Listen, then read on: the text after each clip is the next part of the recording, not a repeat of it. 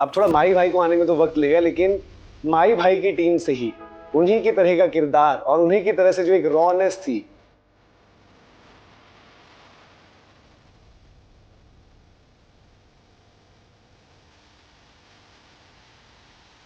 पहले मुझे कॉल आया था आरसीबी में से कि देवदत्त पडिक्कल शायद इंजर्ड थे, तो उनकी जगह पे वो रिप्लेसमेंट देख रहे थे। तो पहले उधर से कॉल आया। मुझे स्पेशली एक ऐसी फोटो चाहिए थी फैमिली के साथ, माही भाई के साथ, और हम दोनों येलो जर्सी में हो साथ में। सीएसके के टीम में रिक्वेस्ट करने की जरूरत ही नहीं है, क्योंकि कोई पूछता है, सबको पता है। अगर कोई पूछेगा तो ऐसे ही बोलेगा कि भाई भाई के हाथों से चाहिए। तो सब जो भी डेब्यू करता है माही भाई कैप देते हैं। सीएसके की ओर से हम वही ट्राई करेंगे कि नेक्स्ट ईयर भी जो हमारे पास टैलेंट है उसका पूरा कंबाइन, मतलब सब लोगों की एनर्जी एक अच्छे वे में करके, कहीं ना कहीं जो सीएसके के फैन जो हमारे बारे में चाह रहे हैं कि चैंपियनशिप छठी ट्रॉफी आए, तो 100% हो। पहले जब कोविड था, तो कोविड के 2 साल में बहुत मेहनत किया हुआ है, क्योंकि वीक में 2-3 बार मैं वीकली 3 दिन तो श्योर थे कि उसमें मुझे 100-120 छक्के लगाना है। अलग प्लेयर है वो, उनके पास सब जगह पे वो शॉट है, मतलब 150 की पेस में स्वीप में छक्का मारना, बाप रे। एज अ बैट्समैन मैं सोचने से भी डर लगता है कि 150 की स्पीड में स्वीप में छक्का मार। नेट्स में छक्के तो हम भी मारते थे यार, पर जब वो छक्के मारता था तो वो हमारे छक्के जाते थे 3री-4थी रो पे, वो मारता है तो 10वीं रो पे जाता था। तो आई थिंक उसका बॉडी स्ट्रक्चर भी पूरा ऐसा है, और फिर उसका जो बैट फ्लो है अमेजिंग। शुभमन की एक चीज़ बहुत अच्छी लगती है कि वो बहुत गट्सी है, मतलब उसको अंदर से वो जुनून है कि नहीं साला करना है, चैलेंजेस पसंद है। हाँ, उसको मतलब कहीं पे भी वो खेलता है, वो इंटेंसिटी से खेलता है, एक एफर्ट उसका अलग होता है। तो पता भी होता तो मुश्किल होती। एक चर्चा है कि माही भाई कब तक, तो यंगस्टर्स क्या चाहते हैं, कब तक? मैंने मेरे पूरी लाइफ में पापा को इतना सैड कभी होते हुए मेरे सामने नहीं देखा है, कितनी भी बड़ी प्रॉब्लम आ जाए। तो वो दिन वो इतना सैड थे, तो मैंने उधर ही फ़ोन काट दिया। मैं महादेव को बहुत मानता हूँ, तो मैं एक्चुअली उज्जैन जाके आया था। उज्जैन जाके आया, 3 दिन बाद हमको कॉल आई इसके लिए स्पेशली, हाँ, वो भी सीएसके से। और 3 साल पहले भाई ने ट्रायल दिया था, तो सीएसके पता नहीं कांटेक्ट कैसे नहीं था। जीसी पॉडकास्ट एक और स्पेशल शो आपके लिए, और आज की तारीख बड़ी खास है। तारीख है 7 जुलाई। 7 जुलाई यानी कि माही भाई का बर्थडे। अब थोड़ा माही भाई को आने में तो वक्त लगेगा, लेकिन माही भाई की टीम से ही उन्हीं की तरह का किरदार और उन्हीं की तरह से जो एक रॉनेस थी, इस तरीके से जो खिलाड़ी आगे बढ़ रहा है, आज हमारे साथ होंगे। आईपीएल में तो आपने उनका जलवा देखा ही, लेकिन आज बात करेंगे उनकी उस डोमेस्टिक की जर्नी की भी, जो काफी लोग इग्नोर कर जाते हैं, जो स्ट्रगल्स हैं, और जिसके बाद उनको आईपीएल का प्लेटफॉर्म मिला और उसमें भी बहुत संघर्ष करना पड़ा, और फिर आईपीएल में जो जलवा दिखाया। तो सब लोग, आपको पता है कि चेन्नई के जो फैंस हैं बड़े पैशनेट भी हैं, और सब कह रहे हैं कि भाई हमारे पास ब्रेविस है, हमारे पास आयुष महात्रे हैं, और जिनकी हम बात कर रहे हैं हमारे पास आज उर्विल पटेल है। तो ये लाइनअप जो है डराता तो है। उर्विल भाई, थैंक यू सो मच वक्त देने के लिए। सबसे पहले तो आप यही बताइए कि मैंने देखा, अब शो तो ये थोड़ा देर में ही ऑन एयर होगा, लेकिन आपने भी माही भाई के लिए जो है स्टोरी लगाई है, बर्थडे विशेस। तो वो पहली चीज आप वो बताइए, क्योंकि मुझे याद है कि जब आप जीटी में थे तो सिर्फ माही भाई का ऑटोग्राफ हुआ था बैग पर। इस बार आपने पोस्ट भी डाला कि बेस्ट विशेस उर्विल। तो वो तब का एक इंटरेक्शन कैसा था और अभी का इंटरेक्शन कैसा रहा था? पहले तो थैंक यू कि मतलब अपॉर्चुनिटी देने के लिए मुझे पॉडकास्ट में। और वो बात करूँ तो आज 7 जुलाई है, माही भाई का बर्थडे है, जो हम सबके चाहिए, और हम सब जिसको छोटे बचपन से हम उनको फॉलो करते आ रहे हैं और हमारी इंस्पिरेशन है। तो वो जो आपने बात किया है कि जीटी में मेरा सिर्फ साइन था, और उनके बाद अभी उन्होंने मेरी सीएसके की टी शर्ट पे बेस्ट विशेस उर्विल लिखा है। तो ये अंदर एक जर्नी है मेरे लिए कि जीटी की टी शर्ट में से सीएसके की येलो टी शर्ट में उनके साथ मैं ड्रेसिंग रूम शेयर किया, उनके पास मैं खेला, उनके पास रहने की मुझे अपॉर्चुनिटी मिली। तो आई थिंक बहुत अच्छा लग रहा है, स्पेशली मुझे कि वो चीज़ एक सपना था और वो रियलिटी हुआ है। अच्छा, मैंने आपकी एक बहुत पहले एज ग्रुप की भी शायद फोटो है आपकी माही भाई के साथ ही, शायद एनसीए वगैरह कहीं की होगी। हाँ, वो एनसीए में 2017 में मैं जब एनसीए में था, तब माही भाई उधर थे, तो सबसे पहले फोटो उधर था उनके साथ।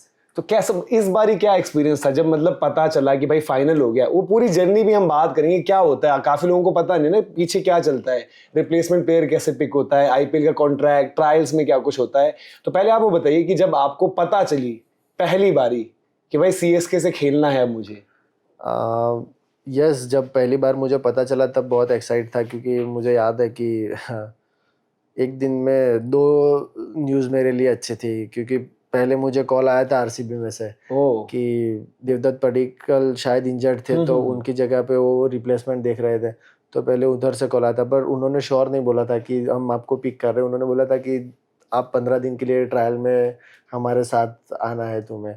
और उसके 1 घंटे बाद मुझे सीएसके में से कॉल आया था कि हम जो स्काउटिंग में थे, श्रीकांत सर, उनका कॉल आया था। उन्होंने बोला कि उर्विल ऐसे हुआ है, हम आपको एज अ रिप्लेसमेंट प्लेयर देख रहे हैं, तो बी रेडी रहना। तो मैं भी उधर कंफ्यूज था। मैंने बोला कि सर आरसीबी से भी अभी आया है तो बोले नहीं नहीं, हम आपको श्योर टीम में ही ले रहे हैं, तो आप रेडी रहना, बस बीसीसीआई से अप्रूवल आने का थोड़ा वेट कर लो बस। तो आई थिंक बहुत अच्छा मोमेंट था मेरे लिए। मुझे टाइम भी याद है कि वैकेशन चल रहा था, तो फैमिली सब साथ में ही थे हम। तो 1 बजे मुझे कॉल आया था, तो वो याद है मुझे सब। फिर फैमिली को मैंने शाम को बताया जब क्लियर हो गया कि नहीं अभी सीएसके में मैं जा रहा हूँ। तो वो बहुत अच्छा था कि फैमिली भी सब साथ थे, तो और बहुत अच्छा खुशी लगा, खुशी मिली, क्योंकि कहीं ना कहीं फैमिली भी वेट कर रहा था कि जो हिसाब से मेरा परफॉर्मेंस हुआ था, तो उनको भी कहीं ना कहीं था कि सिलेक्ट होना चाहिए। तो जो हमने सोचा था फैमिली ने, वो कंप्लीट हुआ था। तो फैमिली की आपने क्योंकि बात करी है, तो अंकल जी आई थिंक बड़े खुश हुए होंगे। अंकल जी भी आपको बता दें, मतलब उर्विल भाई के पिताजी जो हैं वो भी स्प्रिंटर थे, लेकिन वो उनको शायद एक्सपोजर या अपॉर्चुनिटीज़ नहीं मिली, और उन्होंने भी काफ़ी संघर्ष किया आपके लिए।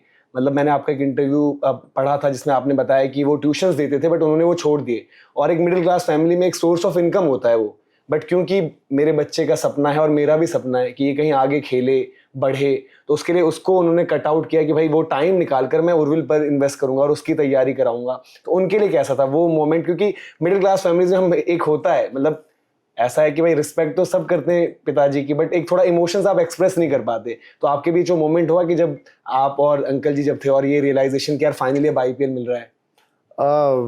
उसमें वही है कि जब मुझे पता चला कि मैं सिलेक्ट हुआ हूँ, तब अनफॉर्चुनेटली पापा और मैं बहुत दूर थे। अच्छा। पापा पालनपुर थे, क्योंकि वो टीचर है अभी, तो कहीं ना कहीं उनको काम चल रहा होता है। वैकेशन में भी वो प्रिंसिपल थे, तो कहीं ना कहीं काम चलता रहता है। और मैं और मेरा पूरा जो फैमिली है, जो दादा के सब भाई सब हम साथ में रहते, वो गांव में थे। तो वो एक टाइम था कि मैंने, और मुझे पता है कि मैंने सबसे लेट भी पापा को ही बताया था कि पापा मैं सीएसके में सिलेक्ट हुआ हूँ, क्योंकि उनका एक्सपीरियंस मुझे शो करता, मतलब मुझे देखना था कि वो क्या एक्सप्रेशन है उनके। क्योंकि कहीं ना कहीं मैं उनसे इमोशनली जुड़ा हुआ हूँ, बाकी फैमिली से भी ऊपर। एक क्रिकेट की जब बात आती है तो मैं उनसे इमोशनली जुड़ा हुआ हूँ। जैसे कि क्योंकि मैं जो इधर सिलेक्ट हुआ ना, उसमें मैं तो ठीक है कि मैं क्रिकेट खेलना शुरू किया, मतलब मुझे जब समझ आया तब मुझे पता चला कि ये लेवल होता है। पर एक क्रिकेट स्टार्ट करने के पहले जर्नी जब थी, तो एक जो सपना देखा था उन्होंने देखा था कि मेरा बच्चा स्पोर्ट्स में आगे बढ़ेगा। क्योंकि जो उनको जब अपॉर्चुनिटी चाहिए थी, क्योंकि ऑब्वियसली बात है आज से 30 साल पहले, जब क्योंकि दादाजी क्या और सबका फैमिली थोड़ा बड़ा होता था, और क्या है कि फैमिली में कोई इनकम नहीं होती है, तो हर कोई सिर्फ बड़ा होके एक ही बात करते कि पैसे कैसे कमाओगे। तो कहीं ना कहीं उनको उधर उनको सपोर्ट नहीं मिला है। तो टाइम पे उनका जो सपना था कि मैं स्प्रिंटर बनूं, मैं आगे जाऊं, तो उधर उनको नहीं हुआ। तो कहीं ना कहीं वही थॉट उनके दिमाग में घूम रहे थे कि मैं नहीं बन पाया तो कुछ नहीं, मेरा बच्चा आगे जाएगा। तो उसमें स्ट्रगल मुझे तो आज तक कभी पापा ने कभी मेरे पे तो स्ट्रगल आने नहीं दिया है। जो स्ट्रगल है उन्होंने खुद पे लिया है कि जैसे कि बोले कि ट्यूशन क्लासेस बंद किया, क्योंकि वो टाइम पे ट्यूशन करते ही हमारा फैमिली का गुजरान अच्छा चल रहे वाला था। तो आई थिंक कहीं ना कहीं वो चीज़ उन्होंने मेरे लिए छोड़ा हुआ है। तो अभी मेरा जितना भी अचीवमेंट होता है, जितना भी सक्सेस होता है, तो मैं डेडिकेट अपने पापा को ही करता हूँ। तो वही चीज़ सारी उनसे इमोशनली मुझसे जुड़ी हुई है। बिल्कुल, मतलब हम आई थिंक कुछ दिनों पहले की बात, हम शो पर ऐसे, क्योंकि वॉच अलोंग टाइप ही चल रहा था, मैच चल रहा था, टेस्ट मैच, तो हम यही बात कर रहे थे कि होता है फैमिलीज में, ऐसा होता है कि पापा जो है साल भर हर एक शादी में सेम जोड़ा पहनते हैं कपड़े का, लेकिन उनके बच्चे जो है हर शादी में नया कपड़ा पहनते हैं। तो वो अपने मतलब सेक्रीफाइसेस की, मतलब बच्चे को सब मिलना चाहिए, मुझे मिले ना मिले, और वो सब चीज़ हम हर किसी ने मिडिल क्लास फैमिली में एक्सपीरियंस भी करा है। और मैंने आपका देखा भी तक, जब आपने फास्टेस्ट T20 100 मारा, वो भी आपने डेडिकेट किया था कि मम्मी पापा को, आपके सोशल मीडिया हैंडल पर भी है कि भाई सारी चीज़ें मम्मी पापा के लिए हैं। तो कैसा रहा? क्योंकि जैसे आपने बताया कि जब आप मिडिल क्लास फैमिली से आते हो, तो मैंने भी और बहुत लोगों ने एक्सपीरियंस किया है कि एट टाइम्स आपको ये लगता है यार कि हमारे परिवार की स्थिति क्या ठीक है, और मतलब मैं कोशिश तो कर रहा हूँ, क्योंकि क्रिकेटर बनना, इवन अभी स्टेट खेलना, इंडिया तो बहुत दूर की बात है, स्टेट खेलना, IPL में पिक होना, वो बहुत बड़ी अचीवमेंट हो जाती है, बहुत फाइट लगती है उसके लिए भी। तो वो सब आपको कितना सपोर्ट, किस तरीके से रहा शुरुआत से? शुरुआत से तो जब मैं बचपन से छोटा था तब से पापा ने ये मुझे क्रिकेट खेलना शुरू करवाया था, क्योंकि उनका वो जो सपना था, उनको फिर जब फास्ट बॉलर बनना बहुत पसंद था। अच्छा। उनको तो कहीं ना कहीं सोच रहे थे कि उर्विल स्टार्टिंग में फास्ट बॉलर बनेगा, उनके दिमाग में ऐसा था। पर जब थोड़ा टाइम हुआ और मैं एकेडमी मुझे ज्वाइन करवाया, फिर पता चला कि पेस के चक्कर में मैं थ्रो कर रहा हूँ, चक कर रहा हूँ। तो फिर हमारे सर से बात हुई, तो सर बोले अभी ये चक कर रहा है तो अभी उसको अपन दूसरा ट्राई कराते हैं। तो मुझे फिर लेग स्पिनर बनाया। तो लेग स्पिन भी मेरे अच्छे हो रहे थे, पर जो डिस्टेंस होता था उधर बॉल नहीं पहुंच रहे थे, तो वो भी वर्क नहीं किया। और फाइनली मेरे गुरुजी जो है वो भी विकेट कीपर थे, तो उन्होंने बोला कि सर, पापा को बोला कि मुकेश भाई अभी एक ही ऑप्शन है, कीपिंग कराते हैं। क्योंकि मैं थोड़ा फील्डिंग अच्छा कर रहा था और थोड़ा स्टाइलिश था, तो बोले ये कीपिंग कराते हैं। तो आई थिंक फिर से मैंने उधर से कीपिंग स्टार्ट किया। तो वो जर्नी मेरे लिए बहुत मतलब जो चाहिए ना कि सही टाइम पे सही चीज़ मैंने पकड़ ली। तो वो मुझे पता है 10 साल की एज से मुझे कीपिंग मैंने स्टार्ट किया, तो वो बिल्कुल सही टाइम पे मुझे वो चीज़ मिल गई। फिर मैं उधर वर्क करता गया उसमें, तो धीरे धीरे मैं सीखता गया, क्योंकि सब उधर तब हमारा क्रिकेट उधर बहुत अच्छा था डिस्ट्रिक्ट लेवल पे, तो सब अच्छे प्लेयर्स आते थे, तो हम उनसे कहीं ना कहीं सीख के आगे बढ़ते थे। और फिर जैसे जैसे एज ग्रुप में खेलता गया, मैंने 6 साल बड़ौदा से खेला। फिर मैं 2018 से शिफ्ट होके गुजरात में आया। तो फिर जब बात आती है ना कि फैमिली वाले ज़्यादा इमोशनल होते हैं, मैं हर एक चीज़ मैं अपने पापा मम्मी को डेडिकेट करता हूँ। क्योंकि इस बार जब IPL ऑक्शन में 24-25 को ऑक्शन था, तो वो ऑक्शन के पहले तो मुझे कहीं ना कहीं तो था ही कि इस बार कोई ना कोई टीम तो मुझे पिक कर लेगी। मेरे से ज़्यादा एक्सपेक्टेशन मेरे फैमिली को भी था। तो फिर वो ना होने के बाद बहुत दुख हुआ था कि कहीं ना कहीं इतने साल से मैं मेहनत कर रहा हूँ, अगर ये 1-2 साल चले गए तो फिर मुश्किल है क्रिकेट में आगे बढ़ना। तो कहीं ना कहीं वो चीज़ें सताती थी मेरे दिमाग में, फिर पापा के दिमाग में भी वो चीज़ें चल रही थी। और 26 को मुझे याद है कि 26 को जब 24-25 के बाद 26 को मेरा मैच नहीं था। मैं होटल पे बैठा था और सुबह पापा का कॉल आया। तो आई थिंक मैंने मेरे पूरी लाइफ में पापा को इतना सैड कभी होते हुए मेरे सामने नहीं देखा है, कितनी भी बड़ी प्रॉब्लम आ जाए। तो वो दिन वो इतना सैड थे, तो मैंने उधर ही फ़ोन काट दिया। और पता नहीं अंदर से कुछ हुआ था कि बस अब जो भी खेलना है बस उनके लिए खेलना है। ऐसा दिमाग में बिल्कुल नहीं था कि मैं ये कर दूंगा, रिकॉर्ड कर दूंगा, तोड़ दूंगा, ऐसा कुछ नहीं था। बस सिर्फ उतना था कि उनके लिए खेलना है। और गॉड ग्रेस की दूसरे ही दिन मैंने रिकॉर्ड कर दिया इंडिया में फास्टेस्ट 100 का। तो आप मानोगे नहीं, उनको पता नहीं था कि मैच है, उनको ऐसा पता नहीं था। मैच थी, उनको ऐसा था कि 2 मैच शाम को है तो ये भी शाम को थी। तो ये मैच जब मैंने सुबह मैच खत्म होते ही पहला फ़ोन उनको किया कि पापा देखा कि नहीं। तो पापा बोले क्या कि मैं बोला पापा रिकॉर्ड कर दिया। तो बोले कैसे? तो बोले पापा 28 बॉल 100 कर दिया। तो बोले अरे वाह। पर उनके दिमाग में कहीं ना कहीं ऐसा था कि ये जो किया है 28 बॉल 100, अगर इसका कोई रिवॉर्ड नहीं मिला तो फिर वो कुछ काम का नहीं है। बिल्कुल। मतलब एक इंडिविजुअल पर्सनल गोल के लिए मेरे लिए है, पर उसका कहीं ना कहीं रिवॉर्ड नहीं मिला, तो उनको ऐसा है कि फ़ायदा क्या है। तो हाँ, थोड़ा बहुत खुश थे, पर उनके दिमाग में वही थॉट चल रहा था कि आईपीएल में होगा कि नहीं होगा, आईपीएल में होगा कि नहीं होगा। तो आई थिंक उधर से मैंने फिर शुरू किया कि जितना भी अब मैं खेलूँगा पूरा उनके लिए खेलूँगा।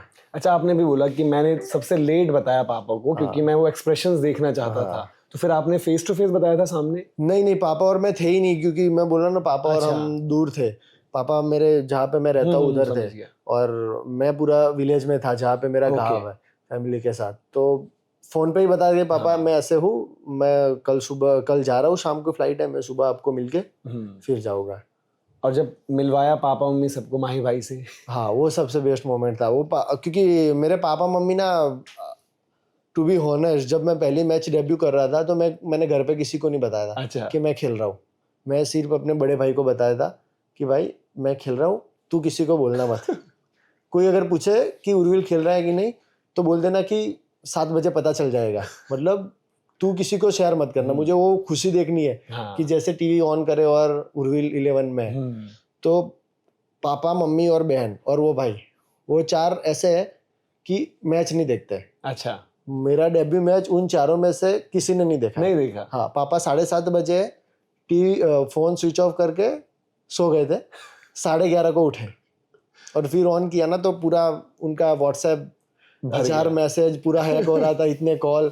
तो फिर जब मैं खिला तो, और बात आई इधर, तो इधर मैच थी, तो वो भी वो पापा बोलते हैं नहीं, हमें नहीं देखना है तुझे, क्योंकि हमें डर लगता है।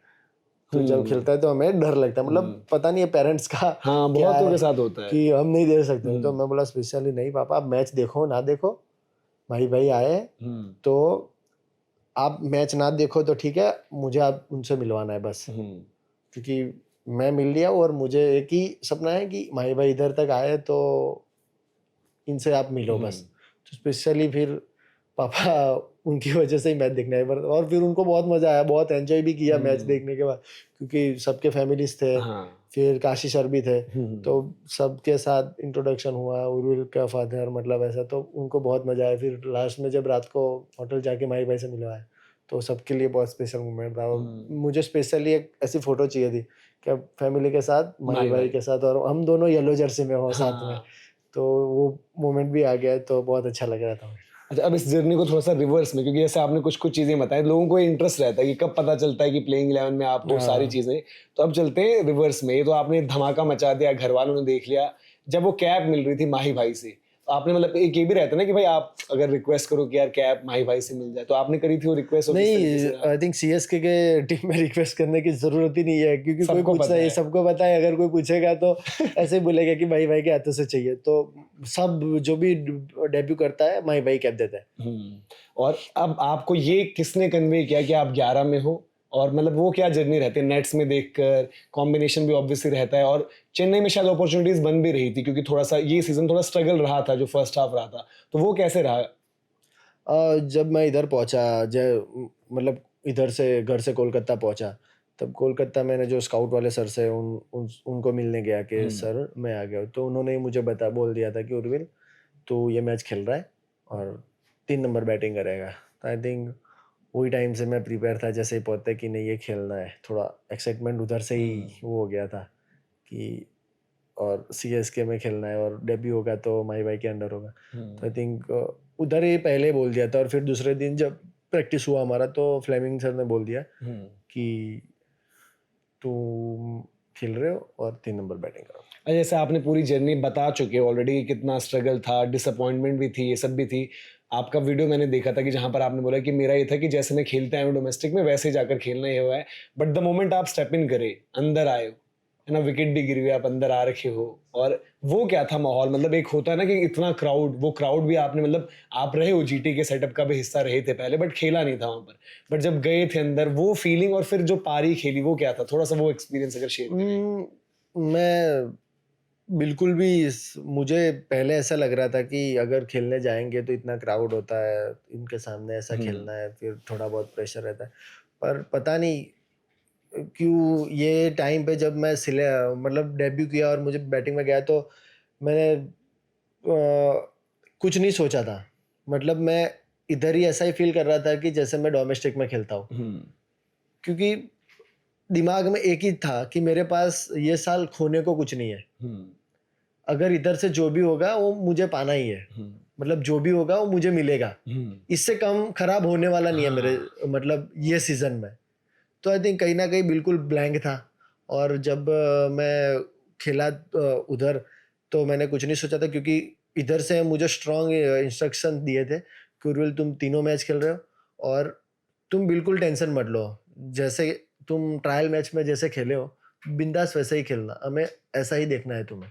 तो आई थिंक कहीं ना कहीं एज अ प्लेयर मैं भी वो एक्सपेक्टेशन रखता हूँ कि मुझे थोड़ा फ्री हैंड मिले, तो मुझे बिल्कुल फ्री हैंड था और मैं अपने आप को ही बैक किया था, जो मेरी गेम है वो वैसे ही खेलना चाहता था मैं, और वैसे ही मुझे अपॉर्चुनिटी भी ऐसे मिली कि मैं ऐसे खेला। तो बस कहीं ना कहीं मैं इधर नसीब का ही जो है वो सारा खेल है कि क्या हुआ, कैसी जगह हुआ और कब हुआ, तो आई थिंक वही बेस्ट ऑप्शन था मेरे। अच्छा, अभी हम थोड़ी देर पहले जब बात कर रहे थे तो मैंने कहा था कि आपका जो स्टाइल, जो प्रेजेंस, जो थोड़ा सा इंटिमिडेटिंग फैक्टर लगता है, मैंने कहा था यूसुफ पठान भी मुझे बड़े पसंद थे पहले, तो आपका थोड़ा अंदाज भी, आप भी मतलब जैसे वीरेंद्र सहवाग कहते थे, यूसुफ पठान जैसे स्पिनर्स को मारते थे, तो आपको भी ऐसा होता है कि यार ऑफ स्पिनर तो मतलब मैं भी स्पिनर को, ऑफ स्पिनर को समझता नहीं, उसको तो मारने में मजा आएगा, वो एक है अंदर से फील वाली? वैसे हाँ, वैसे तो है कि स्पिनर्स को मजा आती है, पर सच बताओ तो जब भी दूसरी ओवर लेके मोइन अली आए तब मैं बहुत हैप्पी हो गया था, अंदर से जो प्रेशर था वो सारा निकल गया था कि बस क्योंकि मुझे अपनी एबिलिटी पे इतना भरोसा था कि स्पिनर्स डालेंगे तो मैं, और ऑफ स्पिनर है तो मैं 100% उनको पूरा ऑल आउट जाऊंगा और मैं उनको स्कोर कर सकता हूँ। ऐसा नहीं है कि मोइन अली के विषय में बारे में मैं वो बोल रहा हूँ, क्योंकि वो भी वर्ल्ड के बेस्ट ऑफ स्पिनर है, तो पर अपने आप को उतना वो मुझे था भरोसा कि स्पिनर्स आए हैं, और तब तो मैं थोड़ा रिलैक्स हो गया था कि होता है ना कहीं कि अपन चाहते कि भाई पहले पहले मतलब स्टार्टिंग में जब होता है कि शुरू होने में कि ये मिल जाए तो अच्छा है, तो ये मिल जाए तो अच्छा है, तो आई थिंक वो टाइम पे मैं बोला ना कि नसीब की बात है, तो वो आ गया तो मैं बहुत हैप्पी था। अच्छा, वो हुआ है, मतलब ऑब्वियसली होता है, अभी आप जो भी बोलो, लेकिन जैसे सपोज मैं अगर होता, भाई माही भाई को इतना आप मानते हो, आप खेल कर गए हो, तगड़ी स्टार्ट दी है, मतलब ऑब्वियसली उसको 50 कन्वर्ट करते, 70-80 जो भी होता, बट इम्पैक्ट आपने दिखाया, और जब जाते तो एक ये तो लगता होगा ना यार कि फीडबैक कौन क्या बोलता है, तो ऐसे में कुछ माही भाई ने या फ्लेमिंग ने या किसी ने कुछ बोला था कि यार उर्विल जो आज किया मजा आ गया और इसी तरीके से करना है? बस माही भाई ने एक ही चीज बोली थी, माही भाई ने नहीं बोला था कि अच्छा किया बुरा किया, माही भाई ने एक ही चीज बोली थी जब मैं आउट हुआ, ज्यादा जोर से तुम मारने गए हो, बस सेप रख के मारते तो चौका छक्का चला जाता, बस तो सिंपल। तो अभी नेक्स्ट मैच से वही ध्यान रखना कि शेप रखनी है, ज्यादा जोर से नहीं मारना, तुम्हारे पास ऑलरेडी बहुत पावर है। तो बस माही भाई ने इतना ही बोला था और कुछ नहीं बोला। हाँ, सब लोगों ने मुझे किया कि गुड स्टार्ट, मतलब एक ऐसा स्टार्ट चाहिए था हमें, वो तुमने स्टार्ट दिया, एक बेस बनाया, तो आई थिंक कहीं ना कहीं सब लोगों ने वो अप्रिशिएट किया। अब क्योंकि हमारी जर्नी चल रही है रिवर्स में, तो ये प्रोसेस मतलब बहुतों को नहीं पता कि कैसे होता है ये आईपीएल के लिए, जो लोग बोलते हैं यार कि ट्रायल्स, रिप्लेसमेंट प्लेयर तो चलो बाद में, बट ट्रायल्स पहले हो जाते हैं, तो ट्रायल्स का कैसे रहता है, किस तरीके से, क्योंकि काफी लोगों को रहता है कि यार हमें भी ट्रायल में अपॉर्चुनिटी मिल जाए, किस तरीके से चीजें रही और आपके साथ कैसे हुआ चेन्नई के केस में?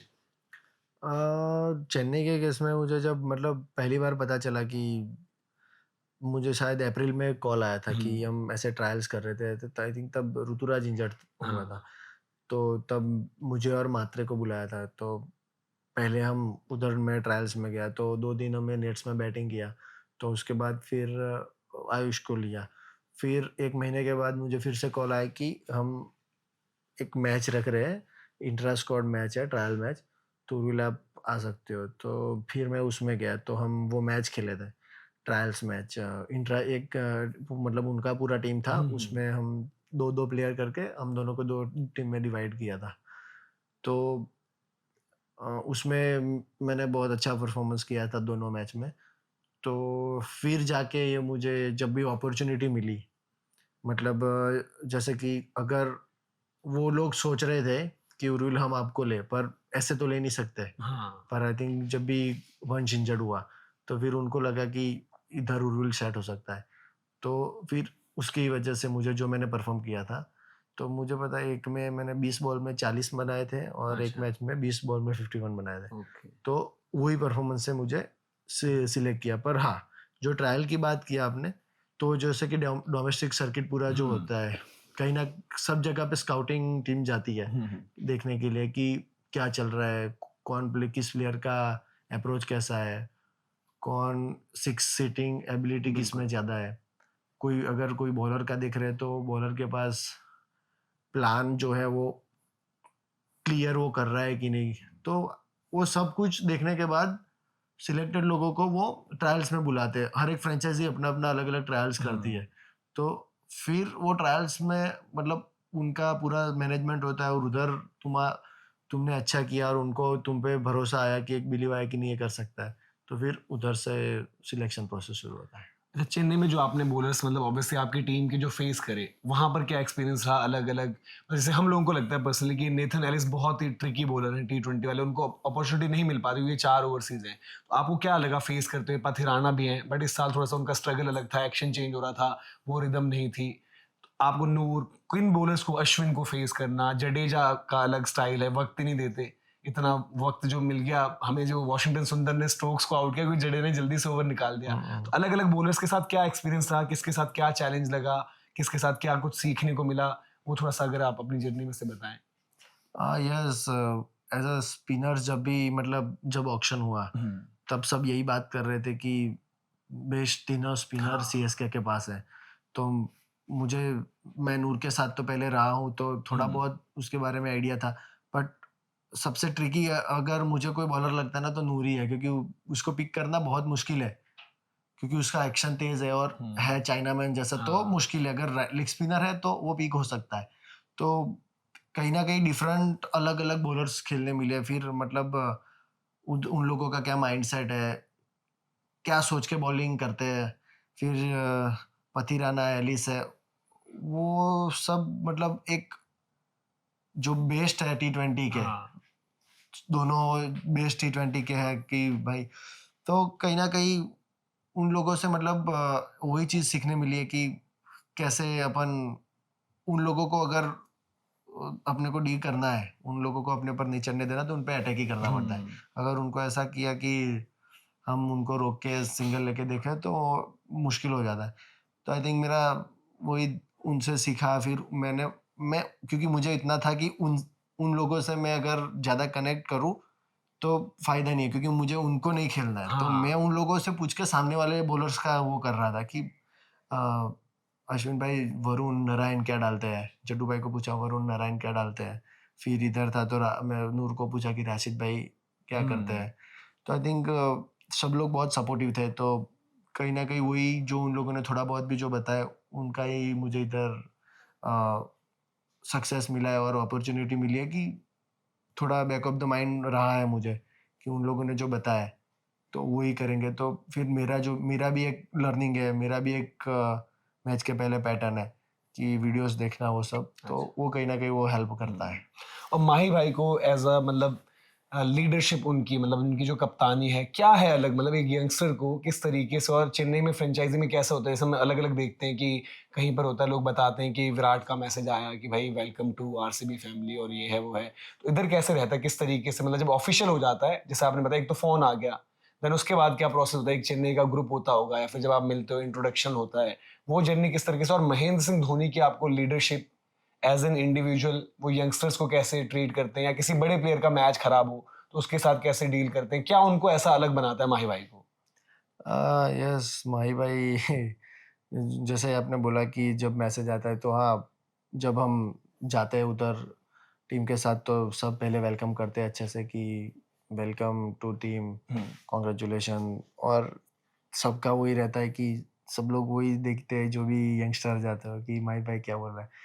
तो यस, माही भाई सिंपल, कुछ ज़्यादा कुछ भी नहीं बोलते हैं, वो बस आते हैं कॉन्ग्रेचुलेशन, तुम वही करना जो करते आए हो, बस ज़्यादा मत सोचना है। और वो सिंपल बोल देता है कि मैं आपके बारे में अभी इतना कुछ नहीं बता सकता क्योंकि मैंने आपको कुछ देखा नहीं है। तो मैं जैसे जैसे आपको देखूंगा वैसे वैसे जो कुछ होगा मैं आपको बता दूंगा। तो बस बहुत सिंपल रहते हैं, उनको कोई कॉम्प्लिकेटेड ही नहीं है। तो क्या है कि अपन भी क्लियर रहते हैं बिल्कुल भी।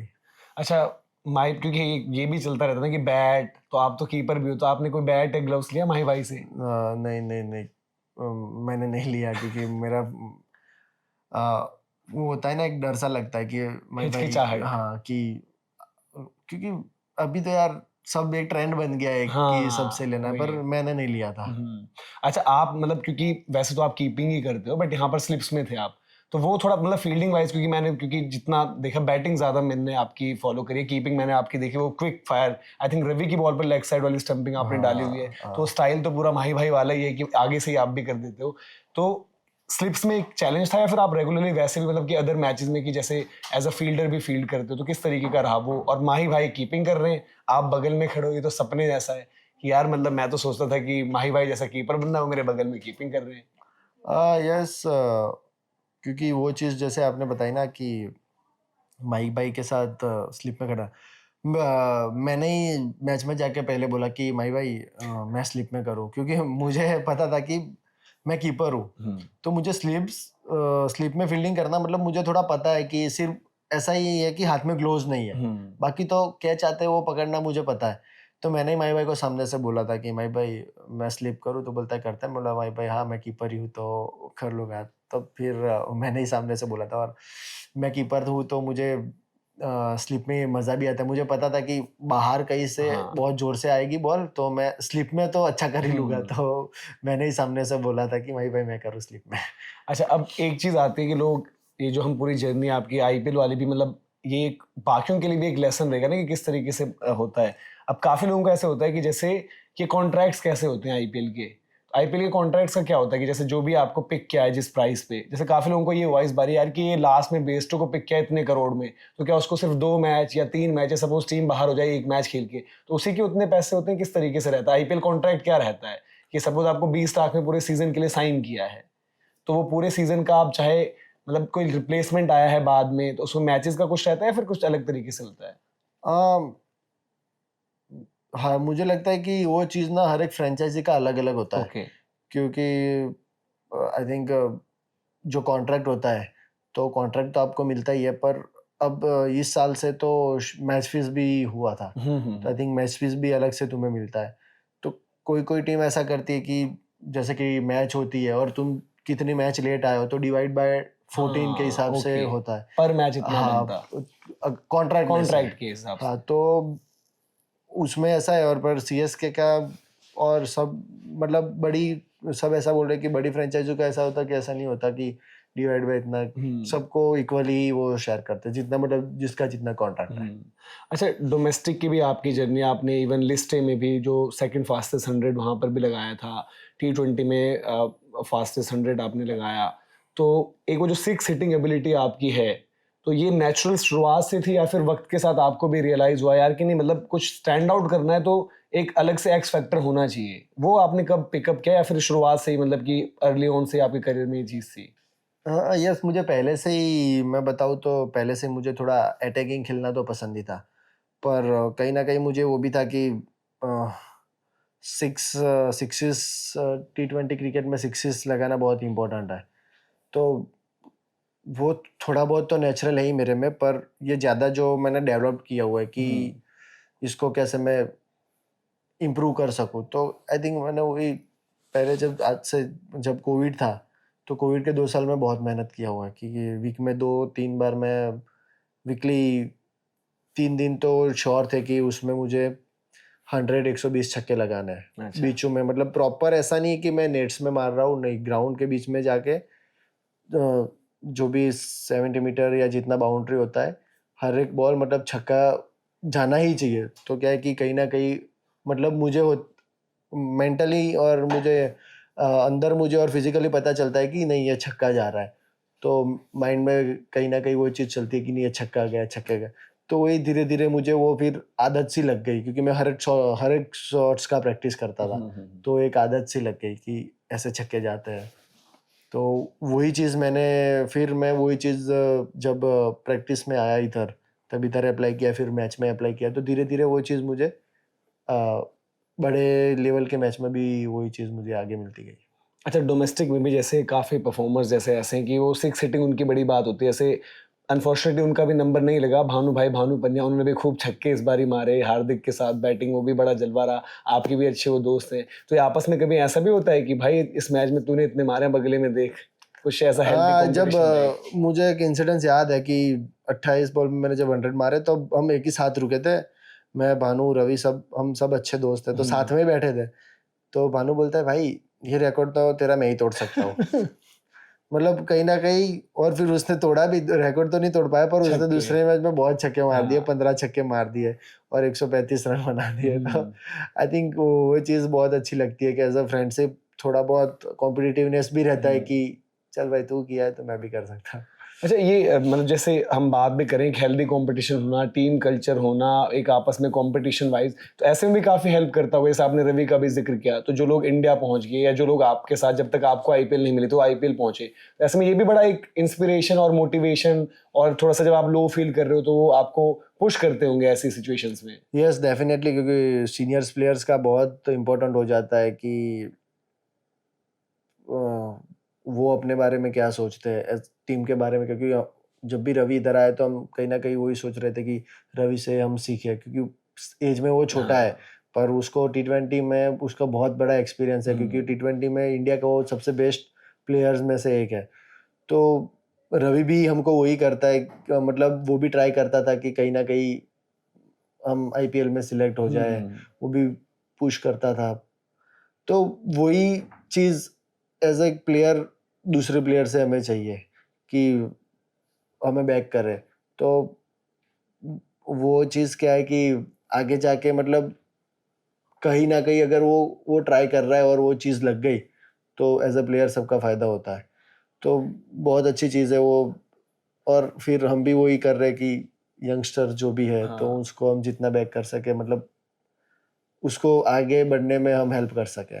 और कितना ज़रूरी ये हो जाता है, क्योंकि जैसे आपने बोला कि आप अपने यंगस्टर्स को एक गाइड करते हो, ग्रूम करते हो, क्योंकि हमने देखा कि काफ़ी प्लेयर्स ऐसे रहे इन द पास्ट कि आए छाए, फिर देखा कि समहाउ थोड़ा सा या मोटिवेशन कम हुई, या जैसे अभी पृथ्वी शॉ का हमने हाल फिलहाल में देखा जहाँ उन्होंने खुद बोला कि मेरे शायद दोस्त गलत मैंने बना लिए, कुछ चीज़ें ऐसी। तो ऐसे में कितना इंपॉर्टेंट होता है कि आप अपने आप को भी संभालो, और आपके उस टाइम आपका सर्कल मैटर करता है कि आपके इर्द गिर्द लोग कैसे, वो आपको मतलब अगर आप गलत कर रहे हो तो आपको समझा दे रहे हो, तो वो कैसे आप हैंडल करते हो चीज़ें? ये सही बात बोली है आपने, क्योंकि एक फ्रेम आने के बाद वो सारी चीज़ें आपके सराउंडिंग होने लगती है, पर उसमें से वही बेस्ट ऑप्शन है कि आपको पता होना चाहिए वो टाइम पे कि आपको कौन सी चीज़ पकड़नी है और कौन सी चीज़ नहीं पकड़नी है। तो जब मैं तो वही सोचता हूँ कि जब जब बुरे टाइम में, मतलब जो पहले से ही अपने दोस्त है, कि जितने को जानता हूँ कि बहुत ही कम दोस्त है मेरे, 3-4 लोग ही मेरे बहुत क्लोज है कि एनी टाइम मैं उनसे कभी भी, मतलब ऐसा कुछ नहीं है कि मैं उर्विल पटेल छोटा वाला हूँ या उर्विल पटेल आईपीएल में खेला हुआ, वो मैं उनके लिए सेम है। उनके लिए मैं सेम है। तो वही दोस्त, ऐसे ही दोस्त मैंने अभी तक रखे हैं, क्योंकि मुझे भी पता है कि ये फ्रेम थोड़ा मिलने के बाद मेरे सराउंड भी ऐसा एटमॉस्फेयर क्रिएट हुआ था कि भाई ऐसा ऐसा करते हैं। पर वो डिसिप्लिन बहुत ज़रूरी है, क्योंकि ये सब चीज़ें अपने को क्रिकेट ने दिया है। तो अगर क्रिकेट को हम देना बंद कर देंगे, जो टाइम हमने मतलब सक्सेस से पहले क्रिकेट को दिया होता है, और वही टाइम सक्सेस के बाद अगर क्रिकेट को देना बंद कर देंगे तो कहीं ना कहीं उधर हमको 1-2 साल में रिजल्ट मिल ही जाएगा। तो वही चीज़ है कि क्रिकेट ने आपको जो दिया है तो 100% क्रिकेट को आपको देना पड़ेगा, बस सिंपल, और कुछ चीज़ नहीं है। और इसी का एक शायद बहुत बड़ा एग्जाम्पल अभी कह सकते हैं कि आज की डेट में, क्योंकि आपने जीटी में शुभमन के साथ भी टाइम स्पेंड किया होगा, और शुभमन देखो अंडर 19 डेज, और इवन उससे पहले भी वो एज ग्रुप से उनके बारे में बात होना शुरू हो गई थी, पंजाब से, फिर देन नॉर्थ में बात हुई, फिर उन्होंने अंडर 19 जैसा खेला, इंडिया पिक हुए, अब सवाल भी थे, लेकिन एक चीज बढ़िया लगती है शुभमन की, कमिटमेंट। और दूसरा क्या है कि जैसे ऑस्ट्रेलिया भी जब वो गए थे तब भी उन्होंने कहा था यार कि मेरे नंबर्स ना मतलब जो होने चाहिए थे मुझे पता है वो नहीं है। ये एक्सेप्टेंस भी बड़ी चीज होती है। इंग्लैंड में जाकर प्रेस कॉन्फ्रेंस में उन्होंने बोला था कि मुझे बेस्ट बैटर बनना है। अब आज को आपको पता है कि आजकल सोशल मीडिया की दुनिया, अगर वो नहीं हो तो आप ट्रोल हो जाते हो, बट शुभमन के साथ ये चीज दिखी। और आपने क्या देखा उनके साथ, क्योंकि गुजरात टाइटंस में इतना टाइम स्पेंड किया, क्या है अलग शुभमन में ऐसा? यस, शुभमन में जब मैं पहली बार शुभमन से मिला तब मैंने और सच बताऊँ तो जब मैं जीटी को कोर में गया, जब प्रैक्टिस में गया, तब साला मुझे ऐसा लगा कि ये लोग चैंपियन इसीलिए हो रहा है कि, और हर प्लेयर इतना परफॉर्मेंस इसलिए कर रहा है कि सब टीम की नेट्स 2-2.5 घंटे में खत्म हो जाती थी। ये लोग 4 बजे से शुरू करते थे, 11 बजे तक प्रैक्टिस करते थे। तो हर एक प्लेयर 1.5 घंटा तो बैटिंग, 1-1.5 घंटा बैटिंग करता है। तो मतलब कहीं ना कहीं वो कमिटमेंट जो है, जो क्रिकेट के मतलब क्रिकेट ने उनको जो दिया है, तो उनको ऐसा है कि नहीं भाई, अब क्रिकेट ने दिया है तो हम भी क्रिकेट को सब कुछ दे देंगे, जब तक हमसे होगा सब कुछ दे देंगे। तो शुभमन की एक चीज बहुत अच्छी लगती है कि वो बहुत गट्सी है, मतलब उसको अंदर से वो जुनून है कि नहीं साला करना है, चैलेंजेस पसंद है। हाँ, उसको मतलब कहीं पे भी वो खेलता है, वो इंटेंसिटी से खेलता है, एक एफर्ट उसका अलग होता है। तो आई थिंक वही चीज़ें एज अ डोमेस्टिक प्लेयर से वो सब चीज़ें सीखी कि आईपीएल में कैसा चल रहा है, कौन सी इंटेंसिटी होती है, क्या लेवल के प्रेशर होते हैं, क्या लेवल की एनर्जी होती है। तो वही चीज़ फिर हम भी अप्लाई करने लगे कि नहीं यार, ये इतने बड़े प्लेयर्स होके जो इतना कर रहे हैं, तो हमें तो बहुत उनके लेवल में जाने के लिए बहुत मेहनत करनी। तो वही चीज़ हमें भी वो करती है कि एक भूख क्रिएट करती है कि नहीं, वो लोग कर सकते हैं तो हम भी करेंगे। तो कमिटमेंट जो हो गया, फिर एक पैशन होता है अलग कि नहीं भाई, मतलब मैं ये करूँगा। तो वही चीज़ है, धीरे धीरे मतलब सबसे वही सीखने मिलती है ऊपर लेवल के प्लेयर में से। अच्छा, जीटी और सीएसके को लोग काफी मतलब, क्योंकि जैसे जीटी भी आते ही चैंपियन बने और उनके पास भी ऐसा नहीं था कि बहुत बड़ी स्टार पार, सीएसके के पास तो फिर भी पहले से एमएस धोनी और फिर बड़े बड़े नाम जुड़े, पर लोगों ने काफी पैरेलल्स ड्रॉ करे कि यार ये प्लेयर्स को जिस तरीके से इन्वेस्ट करके और बनाते हैं और वो होता है, तो वो आप वहां पर कैसा था? वो हार्दिक पांड्या, आशीष नेहरा, उनकी केमिस्ट्री और उनका किरदार कैसे रहता था खिलाड़ियों के इर्द गिर्द? क्योंकि जितने भी जीटी के प्लेयर्स रहे हैं, यंगस्टर्स कह लो आप या फिर जो थोड़े सीनियर्स थे, तो ऐसे तो कहीं ना कहीं से रिजेक्शन देख कर आ रहे थे।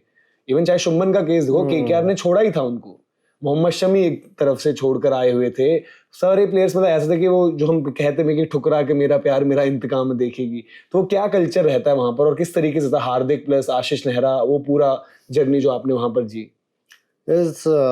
जब जीटी का सबसे पहले तो बात करूं कि एक टीम को बहुत अच्छा परफॉर्मेंस करने के लिए एक हेल्दी एनवायरनमेंट चाहिए कि कोई प्लेयर को ऐसा नहीं लगना चाहिए कि परफॉर्मेंस का प्रेशर नहीं होना चाहिए कि मुझे करना ही है करना ही है। और तो वही मुझे लगता है कि एक बहुत अच्छी चीज़ है कि प्लेयर्स को परफॉर्मेंस अच्छा करने के लिए वो एटमॉस्फेयर होना कि भाई कोई प्रेशर नहीं है तुझ पे, तेरे में कैपेबिलिटी है तो तू कर सकता है।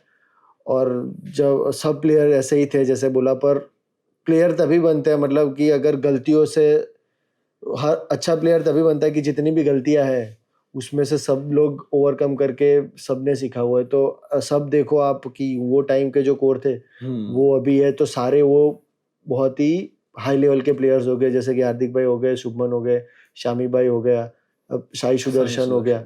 तो वो सारी चीज़ें ही है जीटी के एटमॉस्फेयर में।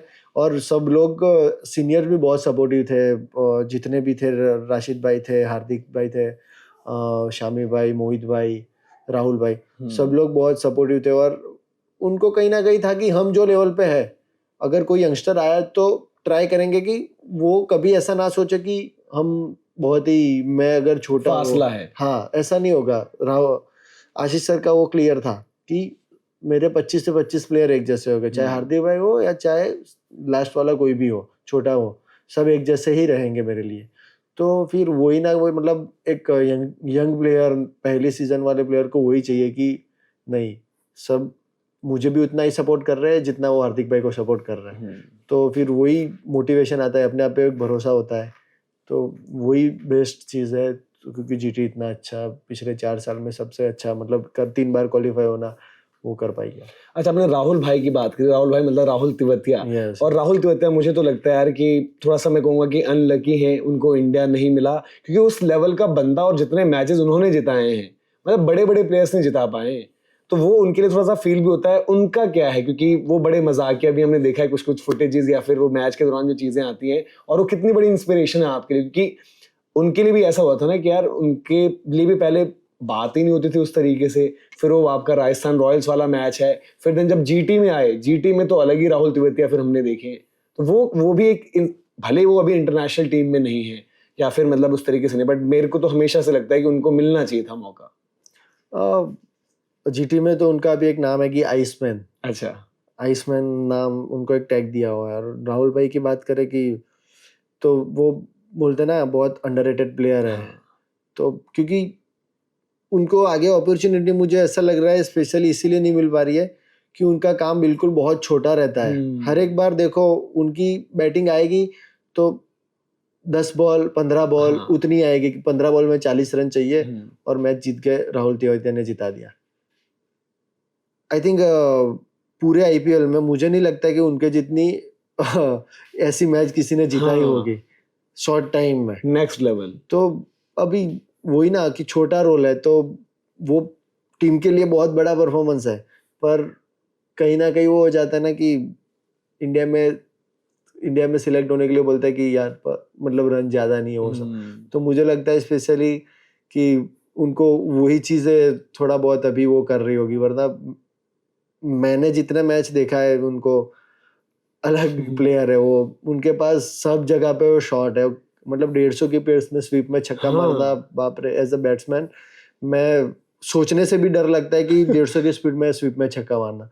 तो आई थिंक वो बहुत बड़े प्लेयर है। कभी बात हुई है उनसे कि मतलब क्या चलता है उनके, मतलब ऐसा लगता है कि राहुल तेवतिया हैं, मतलब आ रहे हैं 18वें ओवर में, पर लगता है 18वें ओवर तक वही बैटिंग कर रहे थे कि सेट है, बॉल इतनी बड़ी दिख रही है, मन क्या ले कवर्स के ऊपर से भी मार दूंगा, हटके में लेग साइड पे भी दे दूंगा। कभी इस तरीके से बात हुई कि राहुल भाई क्या है, क्या कौन सा मेथड है आपके पास? नहीं, ऐसे बात तो नहीं हुई, पर उनका एक जब भी वो ग्राउंड में देखते हैं तो एक हंगर होता है, एक मतलब एक कमिटमेंट उनका दिखाई देता है। जब भी मतलब फील्डिंग में भी होते हैं, इवन नॉट इवन बैटिंग है कहीं पे, फील्डिंग में भी उनका एफर्ट वही दिखता है। तो एक प्लेयर की मतलब एज अ प्लेयर मैं उनसे वो पूछने की ज़रूरत नहीं है, पर मैं उनमें देख पाता हूँ कि वो क्या महसूस करता है।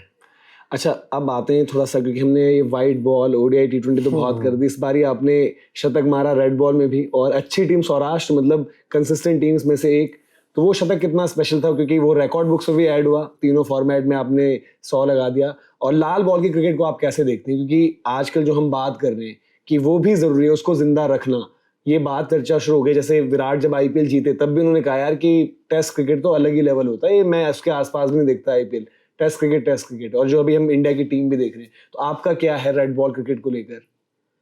यस, जो रेड बॉल सब बोलते हैं कि जेंटलमैन गेम है, कि उसमें आपका स्किल, पेशेंस, आप में कितना कैपेबिलिटी है, सब कुछ चेक हो जाता है। तो यस, वो रेड बॉल का जो शतक था मेरे लिए वो बहुत स्पेशल था, क्योंकि मुझे तो पता था कि मैं वाइट बॉल में कर सकता हूँ, और मुझे वो भी करना था कि मैं रेड बॉल में भी कर सकता हूँ। मतलब कहीं ना कहीं वो मैच में भी मैं आफ्टर मैच में कमेंट्री देख रहा था तो सब कमेंटेटर वही बोल रहे थे कि उर्विल का गेम बहुत डिफरेंट है, वो ज़्यादातर रुक के नहीं खेल सकते। तो वही चीज़ है कि हर एक फॉर्मेट के हिसाब से मुझे अपने आप को चेंज करना है। तो मैंने वो मैच में भी आप देखो तो मैंने 200 बॉल खेले थे और उसमें 140 रन बनाए थे। तो बस वो ज़्यादा कुछ नहीं था, मैंने अपने आप को वही किया था, रेडी किया था कि लंबा गेम है, कम रिस्क लूँगा तो भी चलेगा, और मुझे अपने आप के डिफेंस जो होता है उसमें बस कॉन्फिडेंस रखना था अच्छे से। आई थिंक बस इतना ही था, और मुझे पता है कि बड़े शॉट तो मैं मार ही सकता हूँ, और उसमें लाल बॉल में बड़े शॉट मारना थोड़ा इजी भी रहता है क्योंकि फील्डिंग रिस्ट्रिक्शन रहता है, सब फील्डर ऊपर होते हैं। पर सबसे एंजॉय वो सेंचुरी मैंने किया था, क्योंकि रेड बॉल का 100 जो होता है वो अलग फील कराता है कि आप कितना लंबा टाइम तक खड़े रहे। तो मेरे लिए वो स्पेशल था। वो एक अपने आप में एक जर्नी भी रहती है ना कि जब आप, क्योंकि हमेशा हमने जो शुरुआत में, और मतलब आप भी उसी तरीके से यंगस्टर हो, बट अभी हम उसी जनरेशन का हिस्सा हैं जहाँ पर हमने इंडिया को टेस्ट में जब कुछ करते हुए देखा तो लगा यार कि ये वाली चीज़ है, यहाँ पर कुछ करना है। और लाल बॉल में आप करो तो उसकी अलग वैल्यू होती है। चाहे हमने वो बुमराह और अर्शदीप की कॉन्वर्जेशन है कि बुमराह कहते हैं कि यार लाल बॉल में कुछ करोगे ना तो लेगेसी वहां बनती है, विराट जिस तरीके से पुश करते हैं। और काफी बार ये लगता है लोगों को कि यार कि नहीं, कुछ लोग ना सिर्फ वाइट बॉल ही खेलना चाहते हैं, वो लाल बॉल नहीं खेलना चाहते, बट अब ये चीज वापस आ रही है तो ये बड़ा अच्छा है गेम के लिए। यस डेफिनेटली, क्योंकि लाल बॉल में जिस हिसाब से अभी देखो कि लाल बॉल में इंग्लैंड की अभी टूर चल रही है टीम इंडिया के साथ, कितना दोनों मैच में ऐसा लग रहा है कि एक हंगर दिख रही है जीतने के लिए, क्योंकि लाल बॉल में क्या है कि कमबैक करने की अपॉर्चुनिटी तुम्हें मिलती है, क्योंकि day by day session bye session game change होता रहता है। तो वो एक बोलते हैं ना, एक मजा है लाल बॉल का, क्रिकेट का एक ऐसा मजा है कि कभी पे भी तुम रिलैक्स नहीं हो सकते, क्योंकि लाल बॉल है तो जब बैटिंग करना लाल बॉल पे जितना आसान भी है उतना मुश्किल भी है, क्योंकि पूरा बॉल चलता रहता है।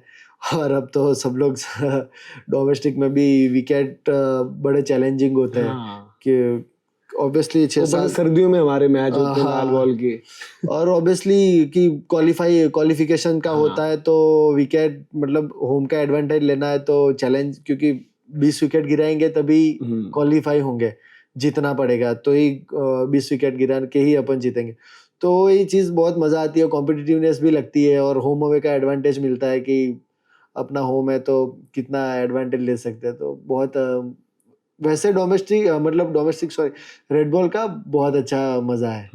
और आपके वैसे मतलब ओवरसीज सब लोग फेवरेट क्रिकेटर तो पूछते हैं कि बाकी आपका बाहर से मतलब कि अदर देन इंडिया कोई ऐसा प्लेयर है जो आपको देखकर लगता है कि यार कि जैसे आप कीपर बैटर हो, जेमी स्मिथ की बैटिंग देखा यार, क्या मजा है उनकी बैटिंग देखकर। हाँ, बहुत अच्छा लगा। मतलब नए नहीं है बट ऐसा लगता है कि बंदे के पास 5-10 साल खेला हुआ बंदा है। तो कोई है ऐसा बाकी, जैसे जेमी स्मिथ आपने भी देखो या स्टार्टिंग डेज से जो आपको ओवरसीज बैटर्स में लगे हो? यस, मुझे पहले से बहुत अच्छे, मतलब अगर ओवरसीज की बात करें लाल बॉल क्रिकेट में तो कुमार संगकारा और माइक हसी, वो दोनों बहुत पसंद थे।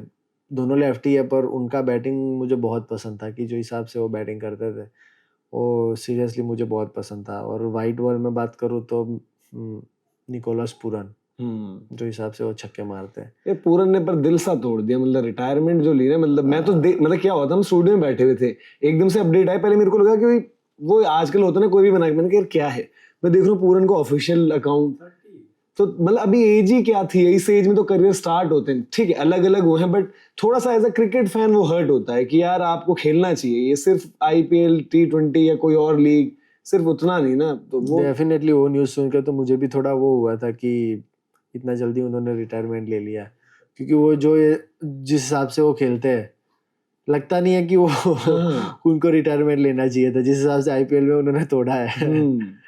और इवन ये भी लगता था, मतलब उनकी गेम, अब ठीक है थोड़ा सा वेस्ट इंडीज खैर अलग अलग है, हमारा हम लकी हैं भाई कि BCCI ने भी, क्योंकि आप जब डोमेस्टिक स्ट्रक्चर को और अपनी क्रिकेट को मजबूत करते हो तभी तो इधर उधर नहीं जा रहे, क्योंकि अब थोड़ा सा इस पर भी आप बताइए, क्योंकि आई थिंक आपने डोमेस्टिक में ट्रांजिशन देखी होगी जब पे स्ट्रक्चर अच्छा हुआ, तो थोड़ा सा आप बता पाएंगे कि मतलब पहले क्या था और बाद में कैसा रहा, पर मैच या पर साल, अगर आप एक फॉर्मेट खेल रहे हो, 2 फॉर्मेट खेल रहे हो, 3 फॉर्मेट खेल रहे हो, क्योंकि ये भी एक जानना जरूरी है सबको कि एक डोमेस्टिक क्रिकेटर इंडिया में, मतलब IPL के कॉन्ट्रैक्ट तो सब बात करते हैं, लेकिन डोमेस्टिक क्रिकेटर की लाइफ कैसे चेंज हुई जब पर्टिकुलरली जयशाह ने वो इंट्रोड्यूस कराई चीजें, क्या बदलेंगी चीजें, बेहतर होंगी डोमेस्टिक क्रिकेटर के लिए भी? यस डेफिनेटली, क्योंकि ये जैसे पे की बात किया ना, क्योंकि एज अ प्लेयर या एज अ कोई भी person end of the day क्या चाहिए घर चलाने को, मतलब पैसा ही बहुत इंपॉर्टेंट है सब लोगों को, बात बिल्कुल ऐसा नहीं, एज अ प्लेयर कोई भी पर्सन को। तो अभी मतलब जय सर के आने के बाद जो पे में इंक्रीमेंट हुआ है सब प्लेयर्स को, तो बहुत अच्छा फायदा हो गया, क्योंकि एज अ प्लेयर मैं अगर तीनों फॉर्मेट साल में खेलता हूँ तो आई थिंक कहीं ना कहीं 20 से 25 लाख रुपए तो, अगर क्वालिफाई नहीं हो रहे तब भी 20 से 25 लाख रुपए तो हमें मिल रहे हैं। अच्छा, तो साल भर के कहीं ना कहीं तुम्हें, मतलब जो तुमने मेहनत किया है इतने सालों से जो किया उसका वो रिवॉर्ड अच्छा मिल रहा है। तो एक सब प्लेयर्स अभी मतलब क्यों क्रिकेट से इतने जुड़े हुए हैं, मोटिवेटेड है, हाँ, वो एक मोटिवेशन है कि हम इतना खेलेंगे तो मतलब हमारे घर चलाने के लिए, मतलब हमें जो चाहिए वो हमें मिलेगा, अच्छा एक लाइफस्टाइल अच्छा हम रह सकते हैं। तो बहुत अच्छी बात है जो ये इंक्रीमेंट हुआ है, तो एक प्लेयर्स को लगता है कि नहीं यार, इवन अब तो एज ग्रुप वाले भी, मतलब जो एज ग्रुप के बच्चे भी हैं उनके लिए भी बड़ा अच्छा, सब लोगों के लिए बात है, नॉट इवन ओनली सीनियर, पर सीनियर के पास दूसरा कोई ऑप्शन नहीं होता कि अगर सीनियर नहीं खेले तो उनके पास ऑप्शन नहीं है। 23 वालों के पास तो ऑप्शन है कि 23, 19 मतलब एज ग्रुप वालों के पास कि सीनियर में खेलना है, तो आई थिंक सीनियर्स के लिए वो बहुत अच्छा हो गया है। अच्छा, पहले और अब का, जैसे आपने बताया कि अब सपोज आप तीनों फॉर्मेट खेल रहे हो और क्वालिफाई ना भी करे टीम तो 20-25, पहले सपोज कितना था जब मतलब नहीं हुआ आई था? थिंक मैं तो पहले खेला ही नहीं था, क्योंकि अच्छा। जब इंक्रीमेंट हुआ है तब से ही हम्म। मैं सीनियर क्रिकेट खेला हूँ, तो मुझे पहले का इतना ज्यादा पता नहीं है। खैर, ये तो चलो अब अच्छी चीज है जो हम बात कर भी रहे हैं, क्योंकि काफी अलग अलग जगह आई थिंक क्लासन ने भी कहा था कि अगर आप अपने प्लेयर्स का ख्याल नहीं रखोगे, हर कोई ऑस्ट्रेलिया, इंग्लैंड या इंडिया नहीं कि उतना ख्याल रखेगा, और इस वजह से क्योंकि इंडिया के पास डोमेस्टिक में भी अच्छा है, फिर अगर आईपीएल खेलते हो तो अच्छा है, तो इंडिया के प्लेयर्स को इधर उधर जाने की जरूरत भी नहीं है, ना कोई अर्ली रिटायरमेंट ना कुछ। बट आप अपनी जर्नी जो अब जस्ट स्टार्ट ही हुई है, चेन्नई के फैंस तो आपकी तिकड़ी का वेट कर रहे हैं। आयुष महात्रे, डिवाल्ड ब्रेविस और उर्विल पटेल। उर्विल पटेल के बारे में तुमने बहुत कुछ जान लिया, इन दोनों के बारे में बताइए, और पर्टिकुलरली ब्रेविस के बारे में कि ब्रेविस जब आए नेट्स में, जब आपने देखा क्या लगा? मतलब बेबी एबी भी उनको बोलते हैं, तो आपको क्या लगा उनको देखकर? ब्रेविस और मैंने जब से बैटिंग किया है मतलब नेट्स में जाके, तो मैं और ब्रेविस ही पैर में बैटिंग करते थे। अच्छा।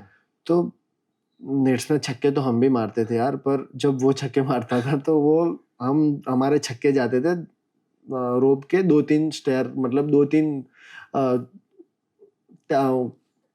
सीट्स जो रहती हाँ हैं, 2 रो पे रो जाते, पे, हाँ। दूसरी चौथी रो पे वो मारता है तो 10वीं रो पे जाता था।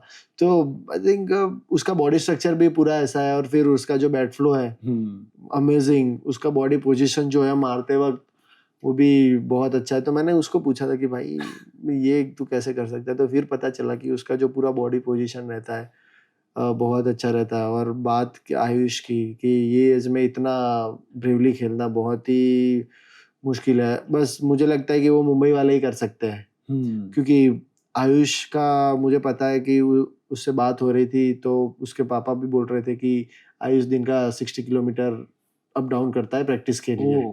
तो वही ना, मुंबई वालों की जो इतना जो होता है ना, जो कमिटमेंट, पैशन, खड़ूसनेस जो होती है ना हाँ। उन लोगों में, वो ही कर सकते हैं। तो वो शो किया कि नहीं, मैं 18 साल 17 साल की एज में भी ऐसे मतलब जाके पहली दूसरी ओवर में ऐसे मारना, तो अमेजिंग टैलेंट है दोनों में। तो अभी होप हम सीएसके की ओर से हम वही ट्राई करेंगे कि नेक्स्ट ईयर भी जो हमारे पास टैलेंट है उसका पूरा कंबाइन, मतलब सब लोगों की एनर्जी एक अच्छे वे में करके, कहीं ना कहीं जो सीएसके के फैन जो हमारे बारे में चाह रहे हैं कि चैंपियनशिप, छठी ट्रॉफी आए, तो 100% हम और चैंपियनशिप। और एक जो और कठिन सवाल होगा आपके लिए, मतलब आप जवाब, अगर आपको सपोज वैसे तो पता नहीं होगा, पता भी होता तो मुश्किल होती, एक चर्चा है कि माही भाई कब तक, तो यंगस्टर्स क्या चाहते हैं, कब तक? फिंगर क्रॉस, क्योंकि एज अ यंगस्टर तो मैं भी चाहता हूँ कि वो फील्ड पे होते हैं तो बहुत मुश्किल हो जाता है सारी चीज़ें, बॉलर्स के लिए सबके लिए।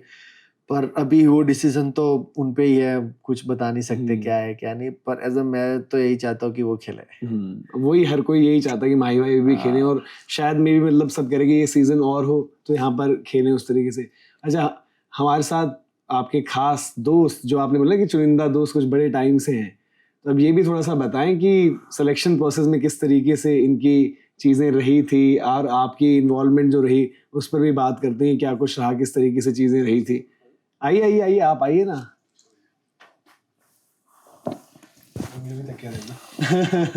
आप सुन रहे हैं, बड़ी देर से बात है, कैसा लगा उर्विल की यहाँ की परफॉर्मेंस?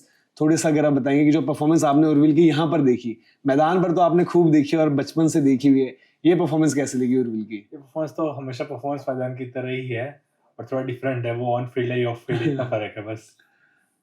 बाकी आप थोड़ा सा बताइए कि किस तरीके से इनकी जो जर्नी हुई है स्टार्ट सीएसके में, उसमें आप भी सूत्रधार थे। एक्चुअली हुआ क्या था, जब ऑक्शन हुआ तब भाई को किसी ने पिक नहीं किया था। तो वो थोड़ा बहुत हमको सैड फील हुआ कि फैमिली में सबको भी, अंकल आंटी सिस्टर को भी, इतना अच्छा करने के बाद भी भाई को किसी ने लिया नहीं, एंड पहले भी जीटी का हिस्सा रह चुका था। तो ऑफ कोर्स बुरा लगता है अंदर से भी, यार इतना अच्छा करने के बाद आपको कोई लेता नहीं है, तो और इतना हार्ड वर्किंग बंदा है। तो एक अंदर से एक मैनिफेस्ट था कि यार कोई ना कोई कॉल आए, कोई ना कोई कॉल आए। मैं अंकल को कॉल कर रहा हूँ वीकली वीकली, अंकल कुछ हुआ, कुछ आई कॉल किसी से ट्रायल के लिए, कुछ यहाँ वहाँ से, तो अंकल कुछ नहीं।